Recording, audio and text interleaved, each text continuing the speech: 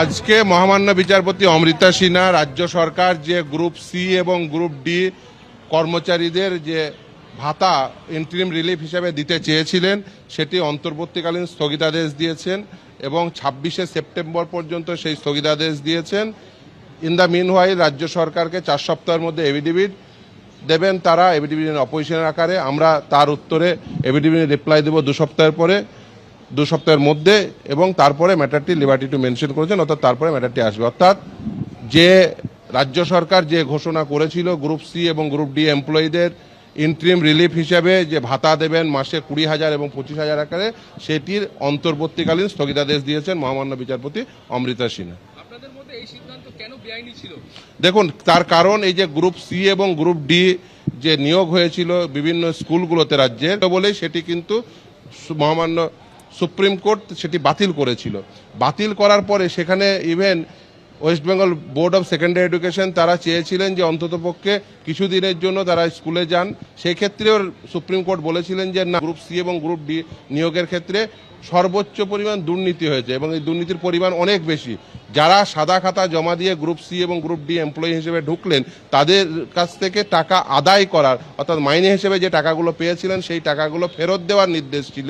এতদ সত্ত্বেও তারা টাকা ফেরত দেওয়ার বদলে, রাজ্য সরকার টাকা ফেরত নেওয়ার বদলে মাসে মাসে তাদেরকে ইন্টারিম রিলিফ হিসাবে 20,000 এবং 25,000 দেওয়ার বন্দোবস্ত করেছিলেন। এটা একেবারেই যায় না। আমাদের বক্তব্য খুব পরিষ্কার ছিল যে আমরা বঞ্চিত চাকরি প্রার্থী, আমাদের ওয়েটিং লিস্টে নাম ছিল, আমরা বঞ্চিত হলাম, আমরা আবার ফার্দার বঞ্চিত হব। যদি ভাতা দিতেই হয় তাহলে 31 লক্ষ ক্যান্ডিডেটকে কেন নয়, ভাতা দিলে প্রত্যেককে দাও, না হলে ওই সাদা খাতার যে জমা দিয়ে যারা শিক্ষকতা পেলো বা শিক্ষাকর্মী হলো, এক্ষেত্রে ডিসিশনটা ছিল শিক্ষাকর্মীদের জন্য, সাদা খাতা জমা দিয়ে যারা group C group D employee হলো তাদেরকে কেন টাকা দেওয়া হবে। ফলে আজকে সেই আর্গুমেন্টের উপর ভিত্তি করে, আপনারা শুনেছেন সেই আর্গুমেন্ট হয়েছে, আদালত উভয় পক্ষের কথা শুনে আজকে রায় প্রদান করেছেন, আজকে নির্দেশ দিয়েছেন যে অন্তর্বর্তীকালীন স্থগিতাদেশ থাকবে 26 তারিখ পর্যন্ত, 26শে সেপ্টেম্বর পর্যন্ত। 4 সপ্তাহের মধ্যে রাজ্য সরকার এফিডেভিট দেবে, তারপরে ম্যাটারটি আবার শুনানির জন্য আসবে।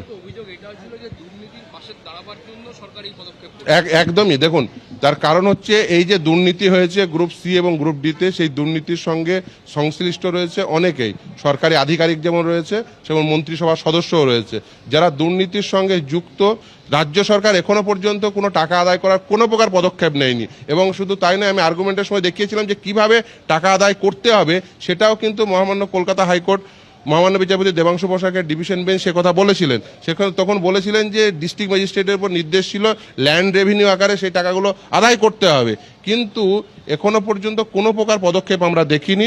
উল্টে তাদেরকেই টাকা দেওয়ার বন্দোবস্ত করা হচ্ছে, যেটা কোনোভাবেই কাঙ্ক্ষিত নয়, যেটা দেওয়া যায় না। তার কারণ এই টাকা হলো জনগণের টাকা, জনগণের কাছ থেকে কর হিসেবে যে টাকা পান রাজ্য সরকার, সেই টাকার এইভাবে অপব্যবহার করতে পারে না। আসলে এটা ছিল যে ওদেরকে এই টাকা দিয়ে ওদের মুখ বন্ধ করতে চাইছেন। তার কারণ সিবিআই এর উপর নির্দেশ ছিল যারা এই দুর্নীতির সঙ্গে যুক্ত, বিশেষ করে এই সাদা খাতা জমা দিয়ে যারা পেয়েছেন, এক্সপায়ারি অফ দ্য প্যানেলে যারা পেয়েছেন, তাদেরকে প্রয়োজনে সিবিআই কাস্টোডিয়াল ইন্ট্রোগেশন করতে পারে। একে এরা পয়সার বিনিময়ে চাকরি পেয়েছেন, তারপরে এদের কাস্টোডিয়াল ইন্ট্রোগেশন যদি হয় তাহলে এরা মুখ খুলতে পারে, তাহলে আরও অনেকের নাম আসতে পারে। এদের মুখ বন্ধ করানোর জন্য ঘুরপথে টাকা দেওয়ার বন্দোবস্ত করা হচ্ছে।